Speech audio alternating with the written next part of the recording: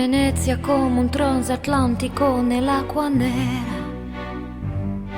staccava dai palazzi l'ombre della sera come una bella idea che affonda oltre la scia dell'onda. Per un istante nella nebbia il canto della rabbia tranquilla, le tiene tra le dita una coppa di champagne.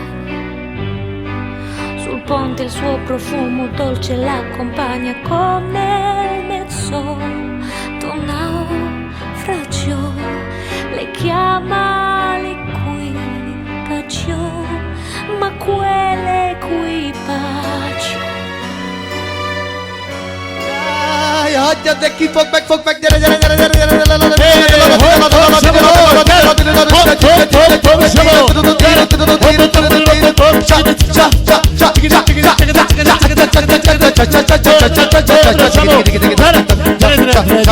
Fanno sì,